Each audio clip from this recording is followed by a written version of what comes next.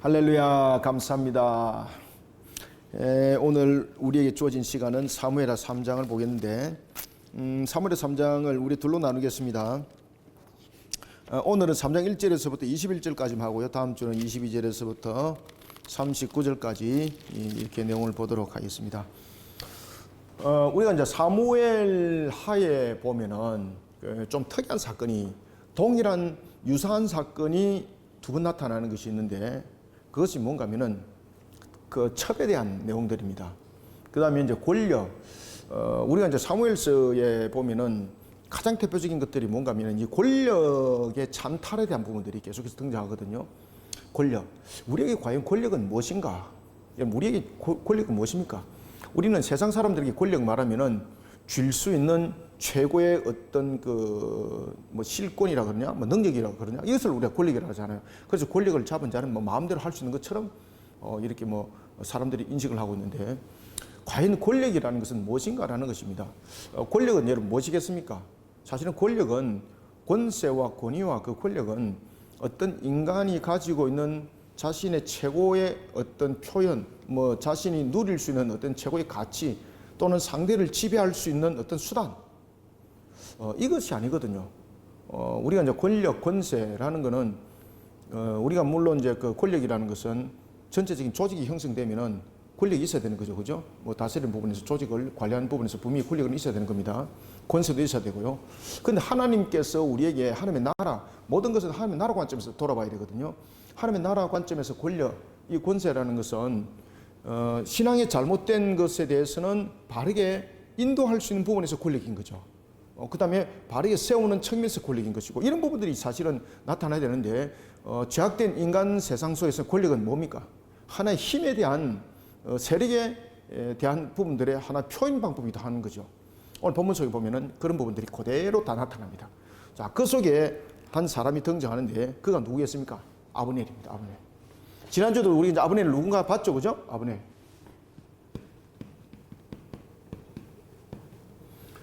그리고 이제 아브넬의 관로 안에 있는 한 사람인데, 그가 바로 이스보셋입니다. 별칭이라고 그랬죠, 그죠? 사울의 넷째 아들, 사울의 아들인데 넷째 아들이었고, 아브넬은 그때 이제 군대 장관이었습니다.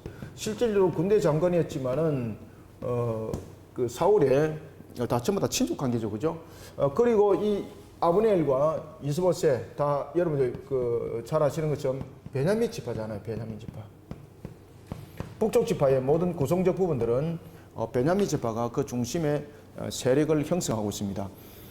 북쪽 지파의 여러분들 그 군영을 형성하고 있는 그 지파들 가운데서 가장 대표적인 지파가 보면은 에브라임 지파와 그 다음에 베냐민 지파죠, 그죠?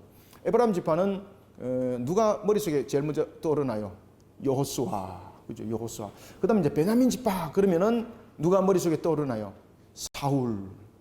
그러면서 이제 에브라임 지파와 베냐민 지파가 북쪽을 다스려 나가는 것을 우리가 볼 수가 있습니다. 그리고 이제 그 에브라임과 베냐민 이러면은 그의 어머니가 누구였습니까? 라헬, 그죠? 자, 이런 부분들을 통해서 우리가 보면은 좀 공통점들이 있습니다. 라헬, 그 다음에 여기서 이제 아브넬, 이스보셋, 이런 부분들을 우리가 공통적으로 보면은 굉장히 인본적인 모습 속에서 지금까지 성경에 많이 비춰주고 있었습니다. 이런 속에 아브넬은 자신이 권세자로서 실권을 내세우기 위해서는 한 인물이 필요했고, 그의 권세를 내세우기 위해서는 하나의 대상적인 부분에서 쉽게 말하면 얼굴마담의 형식을 가지고 있는 거죠. 그러면서 이제 수렴청정을 하는 겁니다. 이름만, 얼굴만은 내세우고 실질적인 권세는 자신이 누리게 되는 그런 속에 북쪽 세월이 약 2년이 흘러갑니다. 5년은 계속해서 블레셋과 전투 속에 있었고, 그리고 이제 2년은 누가 세워지는 겁니까? 이스보셋이 세워지면서 이제 북쪽이 마치 하나의 독립되어져 있는 하나의 형성을 하고 있는 왕가처럼 그렇게 구성을 하고 있었습니다. 그러나 여전히 이스라엘은 불안정 상태 속에 있었습니다. 그리고 또한 남쪽에는 여러분들 잘 아시는 것처럼 다윗이 이스라엘을 사실은 대표하는 그런 왕으로서 조직을 이끌어가고 있었죠. 자, 이런 속에 문제가 생겼습니다. 어떤 문제가 생기는가 하면은, 자, 아브넬이 자신이 권세를 내세우기 위해서 이스보셋을 내세웠다 그랬잖아요. 이스보셋을 내세우다 보니까 실질적인 부분들은 사실은 아브넬이 말하는 대로 이스보셋은 조종당한 사람이었고, 그리고 그렇게 이제 집행하는 관계 속에 이제 불과한 것입니다. 그런데 자리가 또 말을 해준다는 이야기 있잖아요.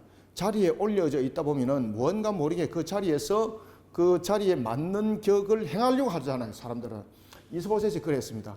자신이 이제 왕인데 보니까 실질적으로 나라의 왕은 아브넬인 그 북쪽에. 그래서 이게 용납이 안 되는 거죠. 그렇지만 어떻게 아브넬에 대해서 어떻게 말을 할 수가 없었습니다. 그런데 한 날에 문제가 터졌습니다. 어떤 문제가 터졌는가 하면은 첩에 대한 문제입니다. 사울의 첩을 이스보셋이 통과를 하게 되는 겁니다. 이것은 굉장히 중요한 내용입니다. 우리가 사무엘 하에 보면은 왕과 관계 있는 통간의 사건이 두 번 사건이 터지죠, 그죠? 하나는 아브넬을 통해서 일어나고, 또 하나는 누구를 통해서 일어납니까? 압살롬을 통해서 일어나죠. 자, 이 두 사람이 가지고 있는 이 통간의 문제는 정욕적인 문제였을까요? 아니면 권세를 내세운 통간의 문제였을까요? 권세입니다, 권세. 이것은 단순히 정욕적 문제 속에서 접근하시면 안 됩니다. 그 당시에 사울의 첩을 그가 통과를 했다는 것은 무슨 내용입니까? 자신이 누구의 권위와 권세를 받았다는 겁니까? 사울이 지금까지 누렸던 그 권세와 그 모든 부분들은 이스보셋에게 있지 않다는 뜻입니다. 이스보셋에 있지 않고 누구에게 있다는 겁니까? 자신에게 있다는 뜻입니다. 그래서 고대 사회 속에서는 보면은 이런 권력의 찬탈을 할 때에 그에 대한 치욕, 다시 말하면 앞섰던 왕에 대한 부분들의 권위와 권세가 나에게 있다는 표현, 또는 앞섰던 왕에 대한 부분들의 어떤 그 모욕적인 부분들, 치욕적인 부분들을 표현할 때의 방법이 뭔가 하면 그의 아내 또는 그의 첩을 통관하는 것이었습니다. 그래서 여러분들이 잘 아시는 것처럼 압살롬도 아버지의 다윗의 그 왕권, 그 권세와 권위가 나에게 있다는 것을 표현하기 위해서 무슨 방법을 썼나요? 아버지의 첩을, 그죠? 왕궁에서 사람들이 보는 앞에서 대낮에 통관하게 되는 거죠, 그죠? 그러면서 왕위는 이제 나의 것이고 아버지의 권세는 이제 나의 것이다라고 자기의 이집된 것을 표현하면서 또한 다윗에게 대해서는, 살아있는 다윗에게 대한 수모를 주는 거죠, 그죠? 그렇지만은 아브넬 같은 경우는 사울이 죽은 입장이잖아, 그죠? 죽은 입장이기 때문에 사울에 대해서는 수모에 가까운 것보다는 권력에 대한 찬탈, 그 권력과 권위는 나에게 있다는 더욱더 깊은 뜻이 그 속에 새겨져 있는 것이죠. 그러면서 한편에서는 이스보셋에게 수모를 주게 되는 그런 역할들이 이 통간의 문제 속에서 일어나게 됩니다.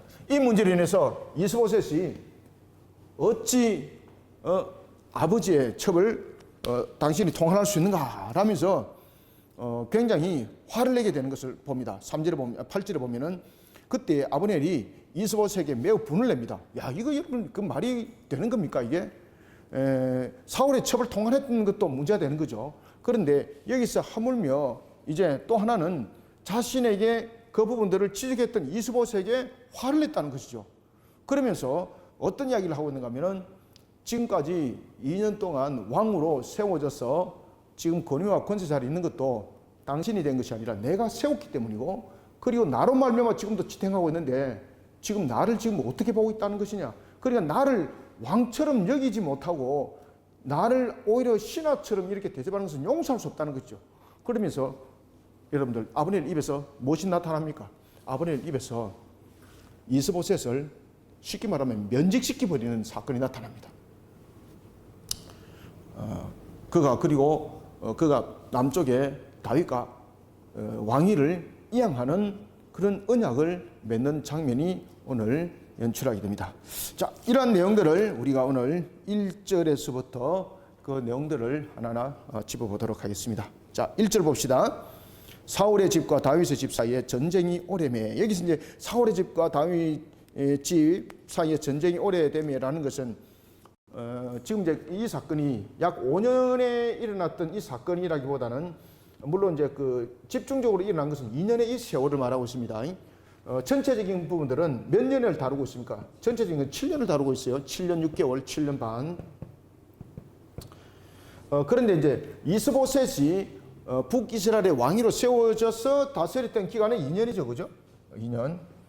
오래됨이라는 것은 7년의 전체를 담고 있고, 그 다음에 점점 더 강하여 가고 사울 집은 점점 약하여졌다라는 것은 몇 년의 지금 세월을 이야기를 하는 겁니까?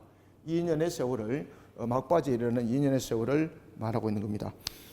자, 이런 속에 이제 하나님이 이 점점 강하여진 것은 다윗의 집이고 점점 약하여진 것은 사울의 집이다라는 걸 통해서 우리에게 조명해 주고 있는 것이 있는데, 그것은 뭔가 하면은 하나님께서 이스라엘을 그 이스라엘의 왕위로 세운 것은 사울이 아니라 다윗의 집안이다. 다윗이다. 사울이 아니라 다윗이다. 지금 이야기를 표현하고 있는 겁니다. 그래서 이 속에는 하나님의 섭리와 하나님의 계획하심을 나타나고 있습니다. 그래서 하나님의 계획하심의 결과와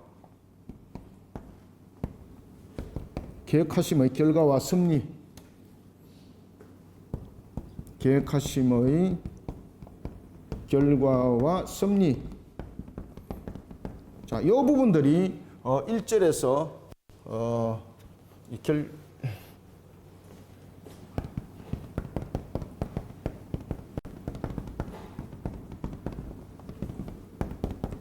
글자가 한글인지 뭔지 잘 몰라가서 안 보는 것 같아서 다 썼습니다. 그래서 다윗은 점점 강하여지고 사울의 집은 점점 약하여졌다라는 것은 이 내용을 설명하고 있는 겁니다. 자, 2절에 보면 다윗이 헤브론에서 아들을 낳았으되, 자, 여기서 여러분 또 이제 주시하셔야 됩니다. 우리가 어떤 관계 속에서든 간에 뿌려놓은 대로 그 열매는 나타나죠. 그죠? 여러분들 수박을 심었는데 포도 나는 거 봤습니까? 아닙니다. 대추 심은 곳에 대추 나고 포도 심은 곳에 포도 납니다. 불신앙 심은 곳에 불신앙 나타나고 신앙 심은 곳에 신앙 나타납니다. 다윗도 보면은 다시 해서는 안 될 부분들이 있었는데 다윗은 완전한 사람이 아니잖아요. 그죠? 다윗도 이런 과정 속에서 많은 부분들을 깨닫고, 그리고 그러한 일들로 인하여서 나타났던 그런 가족사에 대한 문제, 이런 문제점들도 보면은 불신앙 속에서 나타났던 전부 다 결론의 열매들입니다. 자, 여러분 잘 한번 보십시오. 사무엘서에 특히 나타나는 것 속에 보면은 신앙을 뿌린 곳에서는 반드시 아름다운 열매가 나타나요. 그런데 불신앙을 뿌린 곳에는 반드시 여러분 결론이 있습니다. 그죠? 그게 하나님의 공의의 값입니다. 우리가 불신앙뿐만 아니라 신앙을 뿌리는 밭에서도 아름다운 열매를 맺는 것도 전부 다 공의에 대한 값이죠. 그래서 공의에 대한 값은요, 우리가 어떻게 보면은 사람들은 굉장히 두려움과 공포 속에 있는 그런 것만을 공의라고 말하고 있는데, 공의의 값은 그렇지 않죠. 공의가 정당한 부분에서는 값이 없고 뭐 보상이 없고, 그리고 정당하지 못한 것에 대한 회초리를 들고 논다, 이걸 공의로 본다는 것은 공의가 아니죠. 그죠? 그것은 편견이죠. 그래서 우리가 사무엘서를 보면은 항상 공의는 신앙으로 뿌린 놓은 데서는 신앙의 결실을 맺게 되고, 불신앙의 씨를 뿌린 데서는 불신앙의 결실을 맺습니다. 이것을 그대로 보여주고 있습니다. 자, 다윗도 보면은 이제 뿌리를 어떻게 내리는가 보십시오. 그래서 앞에 보면은 다윗도 나중에 뒤에 보면은 가정사에 있어서 굉장히 가슴 아픈 사건들이 터지죠. 그죠? 그 가슴 아픈 사건들이 어디서 터지는가 2절에서 설명합니다. 2절과 3절에서. 그래서 이 사건들이, 결론의 사건들이 나중에 뒤에서 나타납니다. 다윗이 헤브론에서 아들을 낳았으되, 자, 여러분들, 헤브론에서 낳은 아들은 누굴까요? 헤브론에서 난 그 첫째와 둘째 아들은 헤브론으로 데려온 아내입니다. 그리고 이제 셋째에서부터 여섯째 아들이 소개되어지는데, 그 아들들은 다윗이 헤브론에서 얻은 그런 아내를 통해서 얻은 아들들인데, 그 아내들이 전부 다 누굽니까? 정략적 결혼입니다. 정략적 결혼.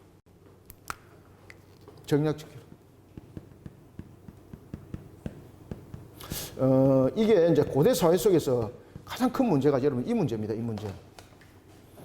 정략 결혼. 누굽니까? 그 솔로몬 대 이 문제 속에서 발목을 잡히게 되죠. 그죠? 정략 결혼. 이 정략 결혼은 그 자신이 다스리는 세력적 부분들을 확충하고 확보하고, 그리고 자신의 그 세력을 안정을 누리기 위해서 서로 간에 외부와 결탁을 맺는 측면에서의 약속인 거죠. 그래서 그 약속은 우리가 협약 또는 언약 뭐 여러 가지 부분들로서 이야기를 하는데, 그럴 때에 서로 간에 하나의 보증서와 같은 것이 있습니다. 그 보증서가 뭔가 하면은 결혼입니다. 결혼. 그래서 정략 결혼은 서로 간에 이제 사돈의 관계를 맺으면서 직접적 관계를 맺으면서 서로의 하나를 연결해 고리를 형성하는 그런 부분들로서 형태를 구축했던 겁니다. 그래서 고대 사회 속에서 보면은 A와 B가 어떤 서로 불침범에 대해서 언약을 맺고 때로는 어떤 관계적 측면에서 마치 하나와 같은 모습들로 세워나갈 때에 언약을 맺는 행위 속에서 가장 중요하게 여겼던 것은 결혼입니다. 결혼. 아시겠습니까? 그래서 결혼은 서로가 다르지만은 하나가 되게 하는 하나의 형태의 구성적 요건을 가지고 있었습니다. 그래서 이 정략적 결혼은 그 고대 사회 속에서는 외교적 수단으로 사용을 많이 했습니다. 외교적 수단. 그러면은 이 외교적 수단은 세상적인 방법으로 보면은 힘에 대한 부분들에 대한 세력에 대한 부분들을 자신이 넘어짐을 당하지 않기 위해서 하나의 확보하는 거지 않습니까? 근데 하나님은 이런 정략적 결혼을 하나님은 허용하지 않았습니다. 사람은 자신의 세와 자신의 어떤 자신의 그 영향력을 끼치는 것을 더욱더 확정시키기 위해서 이와 같은 정략적 결혼을 펼쳐 나갔는데 하나님은 하나님의 나라를 돌아보면서 어떤 이방 요소와도 함께하지 마라 그랬습니다. 그죠? 그리고 항상 하나님의 그 전능하심을 바라보라 그랬습니다. 눈에는 보이지 않지만은 하나님이 항상 함께하고 있다는 사실. 그런가 하면은 하나님이 모든 것을 친히 주관하고 있다는 이 사실. 이 속에서 가장 중요한 것은 믿음이었던 것이죠. 믿음, 그죠? 그래서 믿음이 가장 중요함에도 불구하고 믿음으로 달려가지 못하는 자에게 나타났던 것이 뭡니까? 대표적인 정략결혼. 다윗에게도 이 모습이 나타났습니다. 그래서 이 뿌린 대로 나중에 결실냈습니다. 그리고 또 하나는 여러분들이 잘 아셔야 될 것은 하나님께서 일부 일처를 우리에게 허용하시나요? 일부 다처를 허용하시나요? 일부 일처죠. 일부 다처는요, 이방인들의 방법이었습니다. 그리고 또한 일부 다처는 자신의 세력을 확충하고 자신의 씨를 많이 퍼뜨리는 그런 측면에서의 내용들이었거든요. 그러니 결국은 전부 다 이 내용들을 보면은 일부 다처, 그리고 또한 일부 다처가 정략적 결혼으로 달려가는 것, 이 두 가지가 전부 다 보면은 전부 다 불신앙입니다. 다윗이 이 씨를 맺는 과정 속에서 정략적 결혼과 이 부분에서 다윗을 잘 보십시오. 다윗이 나중에 크게 문제가 되고 두들겨 맞는 것은 이런 문제점 속에 나타나는 겁니다. 자, 2절 다윗이 헤브론에서 아들 낳으되 맏아들은 암논이라. 자, 다윗에게 보면은 정말로 눈에 넣고도 아프지 않은 아들이 있었는데 그들이 제일 먼저 첫 번째 맞이가 그렇지 않습니까? 그죠? 암논, 그 다음에 길라, 그 다음에 누굽니까? 압살롬. 참 똑똑한 아들들이었습니다. 그런데 길라압은 우리가 보면은 어디 나타나죠, 그죠? 길라압 있네. 둘째 길라압. 특히 이제 길라압은 그의 어머니가 누굽니까? 아비가일이에요, 아비가일. 그죠? 아비가일. 자, 어머니를 잘 보세요. 아비가일. 아비가일은 원래 누구의 아내였습니까? 나발의 아내였죠. 굉장히 지혜로운 여인이었죠, 그죠? 신앙 속에 굉장히 지혜로운 여인이었죠. 그런데 분명히 암논과 압살롬은 굉장히 이 하나의 그 권력 부분들과 또 하나는 그러한 하나의 정욕과 그런 야욕의 공통점, 야욕에 가득 찬 자들이었습니다. 이 야욕 속에는 정권이 있었고 권력이 있었고 그 다음에 뭐 여러 가지 부분들이 물질에 관한 부분들 이런 부분들이 있는데 그런 부분들이 굉장히 야욕을 가지고 있는 것이 암논과 압살롬이었습니다. 그런데 성경에 보면 길라압에 대해서는 일정 부분에서 이야기를 하지 않고 마치 뛰어넘어가듯이 쏙 빼져버리고 없습니다. 그의 어머니 누가 하면 아비가일. 여러분들이 잘 아시는 아비가일은 그의 모든 부분들이 하나의 몰락을 당하려고 할 때에 하나님 앞에 신앙으로 지혜롭게 나가서 온 가족들 집안을 살렸던 여인이죠. 그죠? 그 아비가일. 그 아비가일이 낳았던 아들들이 종이에요. 그런데 자, 여기서 암논과 압살롬을 잘 보십시오. 그의 어머니가 누군지. 자, 다윗이 헤브론에서 아들 낳았으니 맏아들은 암논이라. 누구의 아들? 이스라엘 여인 아히노암의 소생이다. 이스라엘 여인 아히노암의 소생이다. 어느 지파의 사람일까요? 확실하진 않습니다. 여기서 이스라엘 여인이라는 것은 확실한 것은 아닙니다만은 분명히 유다 지역의 한 지역이라는 것은 알 수가 있어요. 그 다음에 두 번째 길랍은 우리가 나발의 아내였던 아비가일이라 이야기했죠, 그죠? 그 다음에 세 번째 아들 보십시오. 압살롬이라 누굽니까? 누구예요? 거술 왕 달메의 딸 마아가의 아들. 자, 여기서 여러분 무엇이 성립됩니까? 정략적 결혼이죠, 그죠? 이 정략적 결혼 속에서 난 아들입니다. 이거 정략적 결혼 속에. 정략적 결혼 속에서 낳았던 그 아들이 자라나는 과정 속에서 무엇을 보겠습니까, 여러분들요? 그죠? 권력 찬탈, 권력만 바라보게 되는 거죠. 그리고 암논 같은 경우는 자신이 맞이기 때문에 맞이로서의 권력. 그 다음에 압살롬은 정략적 결혼 속에서 태어났던 아들이었고 그런 속에서 권력의 야욕은 항상 주변에 함께 했습니다. 자신에게만 있는 것이 아니라 정략적 결혼을 했던 그의 어머니, 그의 외가들을 돌이켜보면은 그런 하나의 집단 세력들이었죠, 그죠? 그 영향 속에서 자라납니다, 여러분들. 그 영향 그대로 받아가지고 나중에 그 시가 형제들을 죽이고 그리고 아버지를 몰아내고 이런 열매를 맺게 되는 일이 나타납니다. 그래서 제가 앞에도 말씀드렸죠, 그죠? 뿌린 대로 거둔다고. 정략 결혼. 이런 속에 다윗은 정략 결혼을 했습니다. 그러나 정략적 결혼은 자신이 원하는 대로서의 열매를 맺는 것이 아니라 또 다른 하나의 가지가 생겨나서 오히려 자신을 무너뜨리는 하나의 가지가 됐던 것이 바로 압살롬이었던 모습. 그 시가 이제 여기서 시작되는 거예요. 그것을 이제 딱 펼쳐주고 볼말의 내용들을 이야기하고 있는데 난주 뒤에서 이제 이 사건이 어떻게 터지는가 이야기를 하는 거예요. 자, 3절 봅시다. 둘째는 길랍이라 갈멜 사람 나발의 아내였던 아비가일의 소생이요 셋째는 압살롬이라 거슬 왕 달메의 딸 마아가의 아들이요. 그래서 다윗이 정치적 동맹을 유지하기 위해서 정략적 결혼을 했습니다. 그리고 그로 인해서 그는 뭐 요단 동편에 있던 부분을 약화를 시킬 수 있었어요. 사실은 이스보셋의 세력을 약화시킬 수 있었던 가장 큰 요인이 어디서 나타났을까요? 압살롬을 낳았던 그 어머니 누굽니까? 거술 왕 달메의 딸 마아가, 그죠?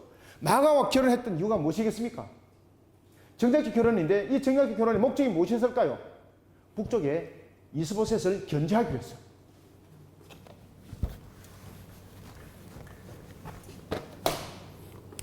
북쪽에 이스보셋.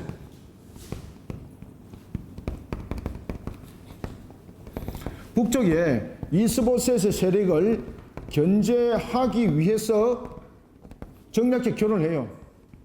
정략적 결혼. 그 정략적 결혼을 했던 그 여인이 바로 누구라고 이야기하는 겁니까? 마아가. 나중에 이제 압살롬은 낳는데 그의 어머니가 마아가예요, 마아가. 이 정략적 결혼을 통해서 지금 이스보셋이 흔들려 버렸어요. 이스보셋이 북쪽에서 남쪽으로 내려와서 남쪽을 장악을 해야 되는데 남쪽을 장악하지 못하고 지금 다윗이 외교 정책을 펼친 거예요. 외교 정책을 펼치면서 북쪽을 밀고 들어가야 되겠는데 그리고 북쪽의 세력을 약화를 시켜야 되겠는데 자신의 힘으로 안 되는 거예요. 그러니까 선택했던 것이 뭔가 하면은 바로 마아가의 그 아버지였던 누구와 정략 결혼을 맺는 겁니까? 거슬왕 달메와 외교 관계를 맺는 겁니다. 그러다 보니까 이 거슬왕이 저 북쪽 이스보셋을 딱 코너에 몰아가지고 더 이상 내려오지 못하게 만들고 그의 힘을 다 빼버리는 그런 역할을 했던 거예요, 이게. 그러니까 다윗의 입장에서는 이 결혼이 성공적입니까? 실패적입니까? 성공이에요, 성공. 왜냐하면 그 일로 인해서 지금 보십시오. 그 일로 인해서 이스보셋의 힘이 점점 약해졌고 그리고 아브넬도 점점 그 권세가 약해져요, 여러분들. 그러니까 다윗은 선택이 올바른 선택이었습니까? 아니면 잘못된 선택이었습니까? 세상적인 눈으로 볼 때. 세상적인 눈으로 볼 때는 휘파람 보는 거예요. 이게 정말로 선택 잘했구나. 그런데 그 일로 인해서 다윗은 나중에 압살롬을 놓고 그 열매를 자기가 거두는 겁니다. 이 본문은 그걸 같이 보셔야 돼요. 그래서 그 열매를 나중에 뒤에 설명해요. 이 역사적 사안은 제가 앞에 먼저 말씀을 드리는 거예요. 그리고 아도니아, 네 번째 아도니아.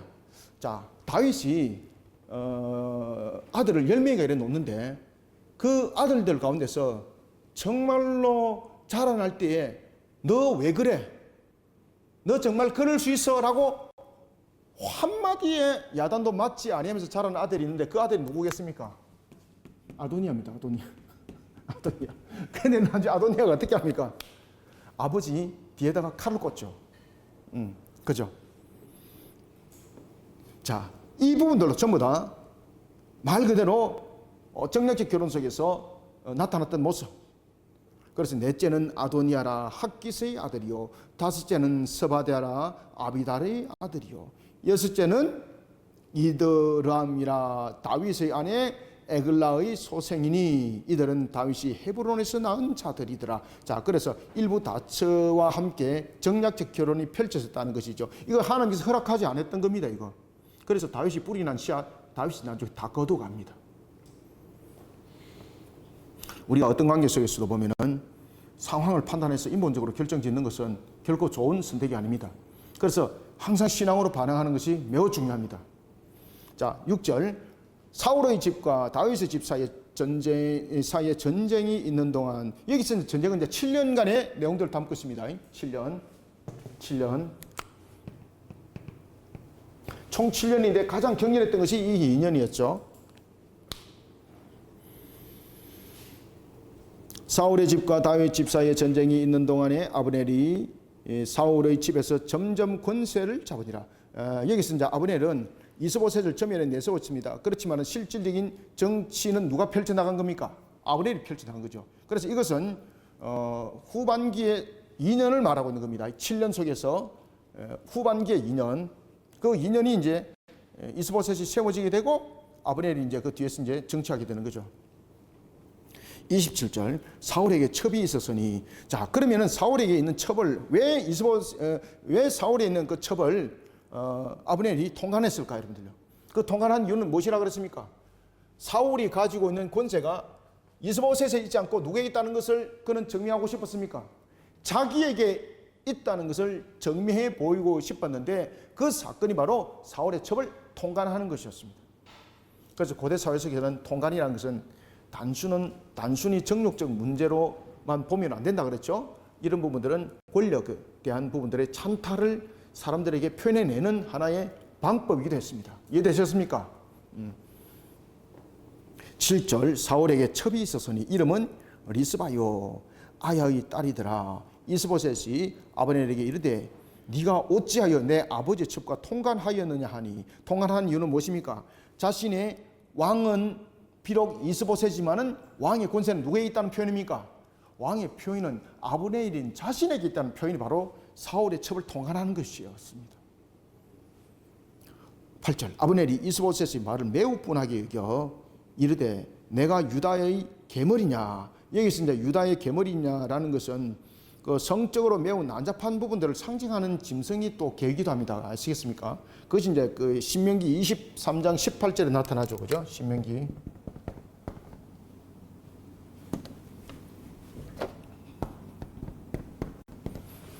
23장 18절. 23장 18절. 23장 그 18절에 나타나기도 합니다. 유다의 계머리냐, 내가 오늘 당신의 아버지 사울의 집과 그의 형제와 그의 친구에게 은혜를 베풀어 당신을 다윗의 손에 내주지 아니하였거늘 당신이 오늘 이 여인에게 관한 허물을 내게 돌리는도다. 언제든지 이스보셋은 다윗의 손에 넘길 수 있는 사람은 누굽니까? 아브넬 자신이라는 거예요. 자신의 존재와 가치를 인정을 하지 못한 자체가 지금 분노함이 됐던 거예요. 지금 아브넬이 분노한 것은 이스보셋의 그 말에 대해서 어떤 분노를 내고 있는가 하면은 정말로 이 나라의 권력자는 내라는 것을 너는 모르느냐 이 뜻인 거예요. 이해되시죠? 그죠? 이런 부분에서 그는 자신의 존재와 가치에 대해서 지금 이스보셋이 우습게 봤다는 거죠. 그 용납하지 못하겠다는 겁니다. 그러니 지금이라도 너의 실각과 세움은 나의 손에 있는데 너가 지금 이것을 알고 있느냐 이 말이에요. 그러니까 이스보셋이 충격을 받는 겁니다. 그게 사실이었거든요. 말 한마디 못합니다. 9절 8절부터 다시 한번 봅시다. 아브넬이 이스보셋의 말을 매우 분하게 여겨 이르되 내가 다윗의 계머리냐 내가 오늘 당신의 아버지 사울의 집과 그의 형제와 그의 친구에게 은혜를 베풀어 당신을 다윗의 손에 내주지 아니하였거늘 당신이 오늘 이 여인에게 관한 허물을 내게 돌리는도다. 여호와께서 다윗에게 맹세하신 대로 내가 이루게 하지 아니하면 하나님이 아브넬에게 벌 위에 벌을 내리심을 마땅하니라. 그럼 여기서 무엇입니까? 자신이 생각한 바대로 행동을 지금 옮기겠다는 겁니다. 그러면 어떤 행동을 옮기겠다는 겁니까? 지금 여기서 아브넬이 결혼할 의지를 반영하고 있거든요. 속된 말로 이스보셋 실각시키겠다는 겁니다. 이거. 그러면은 이스보셋이 지금 왕이잖아요. 그러면 아브넬을 어떻게 됩니까? 반역죄로 몰아내야 되잖아요. 말 한마디 못합니다. 10절 그 맹세는 곧 이 나라를 사울의 집에서 다윗에게 옮겨서 그의 왕위를 단에서 브엘세바까지 이스라엘과 유다에 세우리라 하신 것이니라 하매. 이전에 사무엘이 사울을 질책할 때에 그 왕권이 누구에게 넘어간다 했습니까? 사울에게서 다윗에게로 넘어간다 이야기했죠. 그죠? 그러니까 그 내용에 대해서 그 배경, 그 옮겨진 데 대해서 그 내용들, 그 사실을 알고 있는 사람은 누굴까요? 사울의 척근이었던 그 사람들이 알고 있는 거죠. 지금 아브넬은 사무엘이 사울을 향해서 질책할 때에 그 내용들을 그 옆에서 들었던 하나의 정의였다는 겁니다. 그 내용대로 지금 이 이스라엘이라는 나라가 다윗에게 돌아가는 일에 내가 지금 이 역할을 할 것이다. 지금 이 내용이에요. 그러면은 반란이잖아요. 그 말 그대로 보면은 이스보셋은 아브넬을 국가 반역죄로 처단해야 되는 겁니다. 그런데 아무 일도 하지 못합니다. 오히려 순종합니다.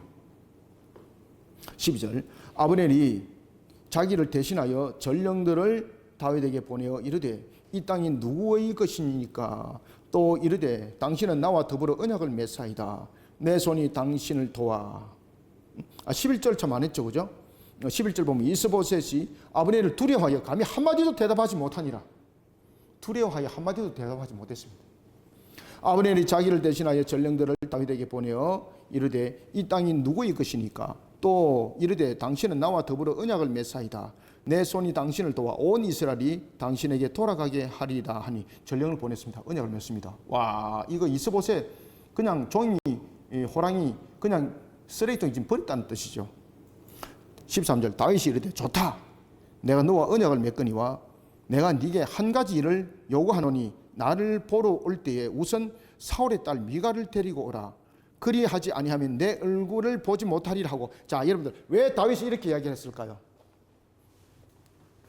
다윗이 첫 번째 아내였던 미갈에게 미리 내키기 때문에 이런 이야기를 했을까요? 아닙니다, 여러분들. 왜 그가 미갈을 자신에게 데려오라 그랬을까요, 여러분들? 이거는 굉장히 중요한 의미를 담고 있습니다. 왜 미갈을 데리고 오라 그랬는가 하면은 미갈은 원래 다윗의 아내였는데 이 다윗의 아내였던 그를 사울이 다른 사람에게 아내를 주게 되는 거죠. 그래서 특히 이제 사무엘상 13장 14절 보면은 14절 그리고 또한 15장 28절과 29절에 보면은 다윗의 내용들 속에서 우리가 나타나는 것이 있는데 그것은 바로 뭔가 하면은 다른 부분의 모든 부분들을 옮겨 나가고 이렇게 할 때에 특히 이제 오늘 이제 본문 속에서는 미가엘이 주어진 것은 사울이 자신이 이제 왕으로 이제 세워지고 난 이후에 나타났던 그 형상, 다윗을 몰아내는 측면에서의 하나의 미갈을 선택하게 되는 거죠. 그리고 이제 미갈을 다른 사람에게 아내로 줘버립니다. 이런 사건들이 여러분 나타납니다. 특히 이제 이런 부분들을 통해서 다윗은 미갈을 데려오라고 이렇게 요구하게 되는 겁니다. 우리가 여러분 잘 한번 생각해 보십시오. 우리가 특히 이제 사울이 다른 사람에게 왕위가 옮겨질 것이라는 것을 사무엘상 13장에서 사무엘을 통해서 이야기하게 됐죠, 그죠? 그러면은 이 부분들이 지금 이 미갈의 내용들과 지금 연결되는 겁니다. 하나님께서 사울을 통해서 왕위가 계속되는 것이 아니라 사무엘상 13장을 통해서 사울이 이제 왕위가 끝나고 다른 이가 세워질 것을 말했죠, 그죠? 그럼 이 다른 이는 누군가 하면 다윗이거든요.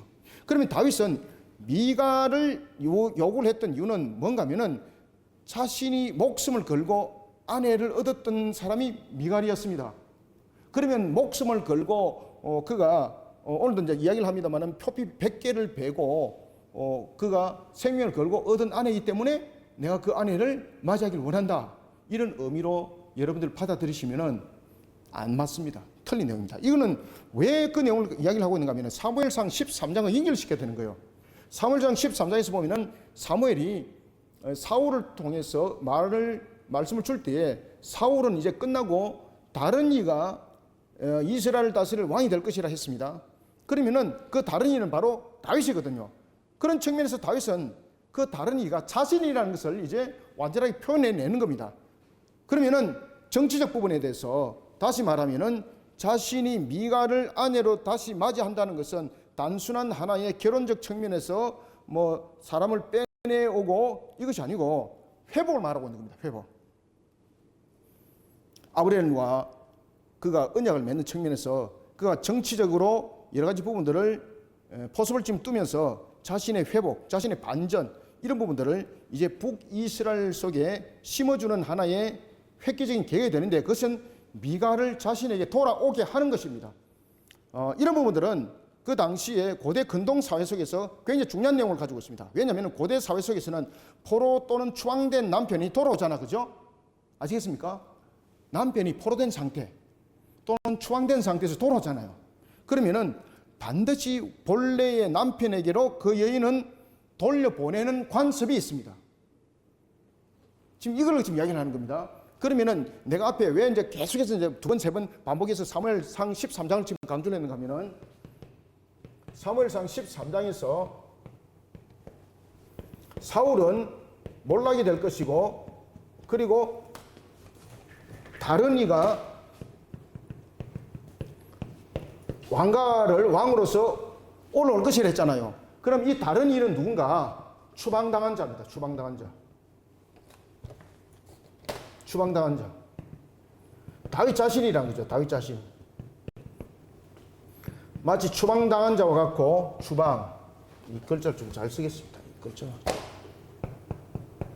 추방당한 자. 그 다음에 포로된 자. 자, 추방당한 자와 포로된 자가 돌아오게 되면은 그의 아내는 어떻게 된다고요? 그렇지. 아내는 본래의 남편에게로 가야 돼요. 자, 여기 핵심이에요, 여기. 그래서 요거를 사무엘 13장과 반드시 연결을 시켜 보라 했습니다. 자, 사울은 몰락되고 다른 이가 왕이 될 것이라는 것은 뭔가 하면 다른 이는 바로 추방당한 자, 포로된 자와 같은 이런 자였거든요. 그 자신이 바로 다윗이라는 겁니다. 그러면은, 자, 이겁니다. 자, 미갈은 어떤 년이었습니까? 미갈은 사울이 사위를 맞이하기 위한 측면에서의 내용이었고, 그 다음에 나라의 뭐 절반이라도 주기를 약속하였고, 이런 부분들이죠. 그죠? 그 다음에 특히 미갈이라는 부분들을 통해서 우리가 볼 수 있는 것은 이 미갈이 가지고 있는 역할이 여러분 무엇인가 하면은 이제는 이스보셋이 끝났잖아요. 이스보셋이 끝나고 난 뒤에는 사울에 대한 부분들을 통해서 그 왕위를 이어갈 수 있는 부분들, 그 다음에 나라의 모든 부분들을 보존해 나갈 수 있는 역할들은 결국 미갈을 통해서 일어나는 거거든요. 사울의 남은 이제 혈족이잖아요. 이 말은 무슨 말인가 하면은 사무엘상 13장에서 그 언약이 주어졌던 것은 바로 자신이고, 그리고 그러한 자신의 완전히 회복이 된 역사를 사람들에게 공포해내는 역할입니다. 그 공포해내는 역할이 뭡니까? 미갈입니다. 미갈의 아내로 복귀하는 겁니다. 그래서 미갈이 아내로 복귀하는 것은 자신은 남유다 속에서 그저 누군가가 세워져서 왕이 된 것이 아니라 이미 하나님께서 사무엘상 13장을 통해서 언약하셨던 그 회복, 바로 추방당한 자가 돌아왔다라는 사실, 추방당한 자가 돌아왔기 때문에 그 돌아오는 자가 모든 부분에서 왕위를 계승해야 될 정당성을 가지고 있는 거죠. 그래서 지금 미갈을 요구를 한 것은 왕위의 계승자로서의 정당성을 표현해내는 것이었습니다. 좀 장하게 제가 설명했는데 요거 이해되셔야 됩니다. 그래서 미갈을 원하는 것을 사람들이 자꾸만 어떤 그 한 여인을 사모하였던 것들, 뭐 첫 번째 아내였기 때문에 그를 사모해서 잊지 못하여서 그를 불렀다, 이렇게 말하고 있는데 그렇지 않습니다. 이미 보십시오. 여러 아내들을 거느리고 있잖아요.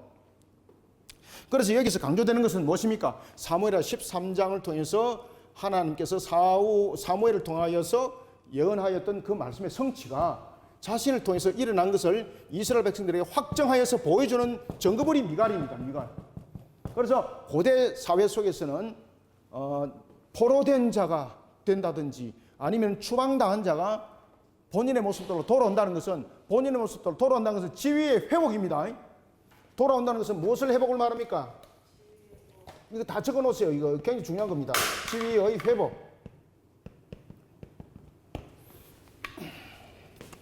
지위의 회복을 말하고 있는데 이 지위의 회복은 바로 왕권입니다. 왕권.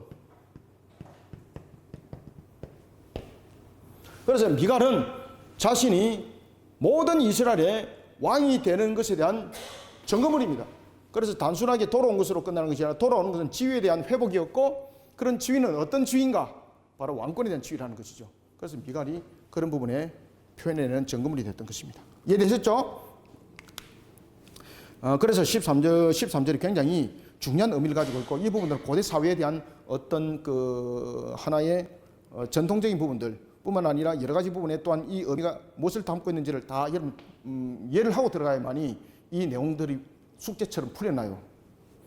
다윗이 이르되 좋다. 내가 너와 언약을 맺거니와 내가 네게 한 가지 일을 요구하려니 나를 보러 올 때에 우선 사울의 딸 미갈을 데리고 오라. 그리하지 아니하면 내 얼굴을 보지 못하리라 하고 다윗이 사울의 아들 이스보드에게 전령들을 보내매 다윗이 이르되 좋다. 내가 너와 언약을 맺거니와 내가 네게 한 가지 일을 요구하노니 나를 보러 올 때에 우선 사울의 딸 미갈을 데려라. 그리하지 않으면 내 얼굴을 보지 못하리라고 다윗이 사울의 아들 누구 이스보드에게 전령을 보내 이르되 내 처 미갈을 내게로 돌리라. 그는 내가 전에 블레셋 사람의 표비 100개로 나와 청혼한 자니라 하니 이스보셋이 어떻게 합니까? 이 말을 듣죠. 그죠? 지금 이스보셋이 왜 이 말을 들을까요? 지금 이스보셋이 지금 인정하는 거예요. 이스라엘 왕은 자기가 아니라 누구라는 겁니까? 왜? 이것을 인정하지 않을 수 없어요. 왜 그런가 하면 이것을 부인했을 때는 자신은 살아남을 수 있을까요? 죽을까요? 죽습니다. 누구에 의해서? 아브넬에서 죽어요, 여러분들요. 지금 아브넬이 여러분 한 나라의 왕이 둘이 될 수 있습니까? 한 나라에서 왕은 둘이 될 수 없습니다. 한 나라에서 왕이 둘이 된다는 것은 있을 수 없는 이야기예요. 그러면은 지금 아브넬은 이스라엘 왕은 다윗이라는 부분들을 선포를 했어요. 그리고 다윗은 그런 부분들을 이스보셋에게 지금 요청을 하는 거예요. 이스라엘 왕은 누군가라는 것이죠. 그것이 미가엘을 자신에게 보내라는 거예요. 이거는 뭔가 하면은 이스보셋도 알고 있는 거예요. 그러면 이스보셋은 이런 결정을 지었던 것은 이제 자신이 왕위에 있어서는 살아날 수 없다는 걸 알게 된 거예요. 그러면 이스보셋도 현명한 선택을 한 거예요. 세상적인 측면에서. 어떤 측면이 아닌가 하면 다윗을 왕으로 인정해주고 자기는 빠지는 거예요.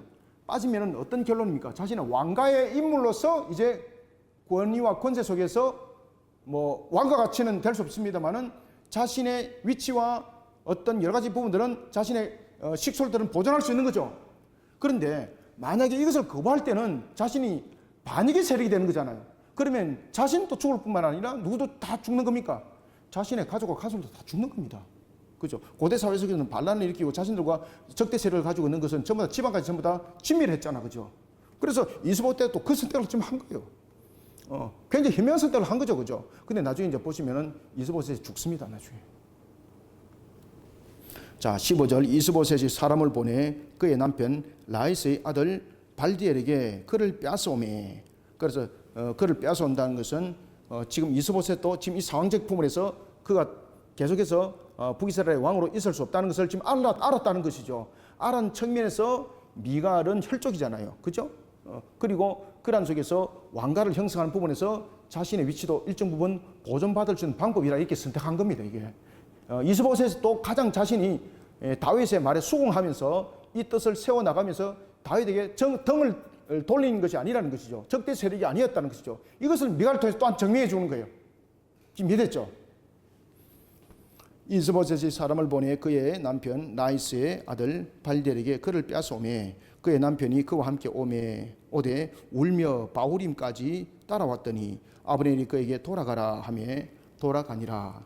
아브넬이 이스라엘 장로들에게 말하여 이르되 너희가 여러 번 다윗을 너희의 임금으로 세우기를 구하였으니 자 다윗을 왕으로 세우기를 사실은 백성들이 원했지만은 아브넬 앞에서는 표현할 수 없었다는 것이죠. 그 정도로 아브넬이 북쪽에서 다스리는 그 힘이 강력했습니다.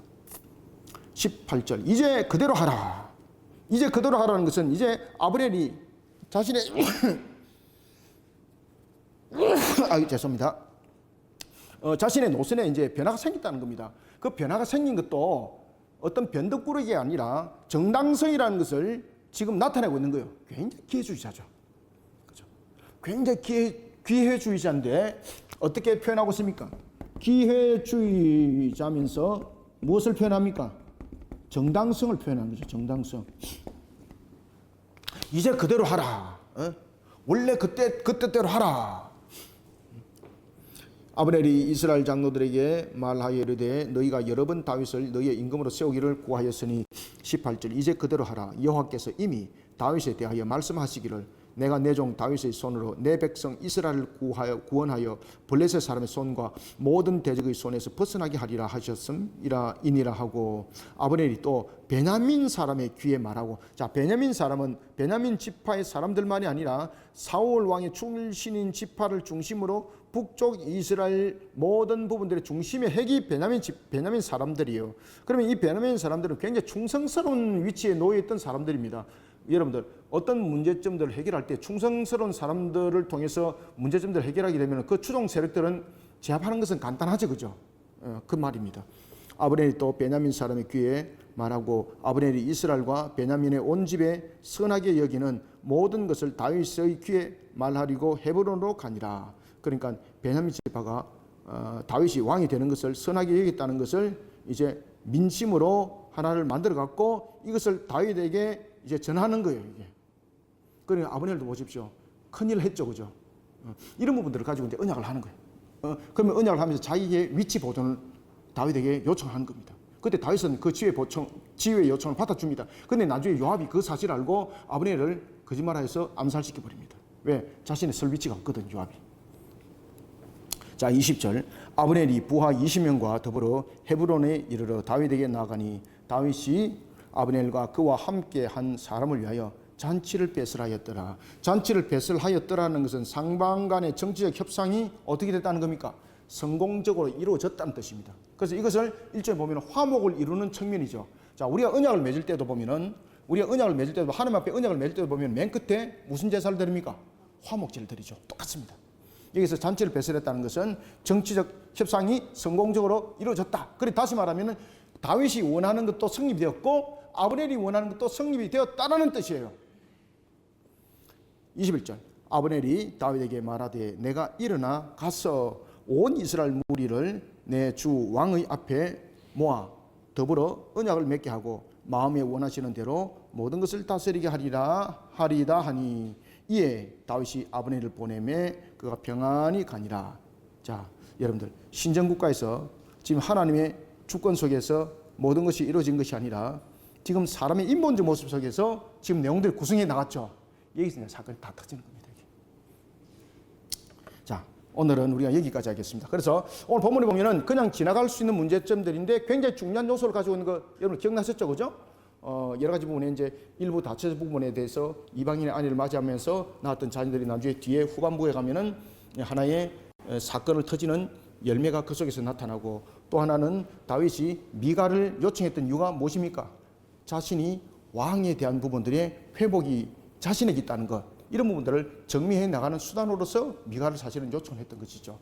자, 이런 부분에서 이스보셋의 또한 결정은 자신의 신변을 보호하고 자신의 위치를 일정 부분 보장받는 측면에서 또한 미갈을 다윗에게 보내게 되는 것이죠. 그러니까 이 오늘 본문의 내용을 보십시오.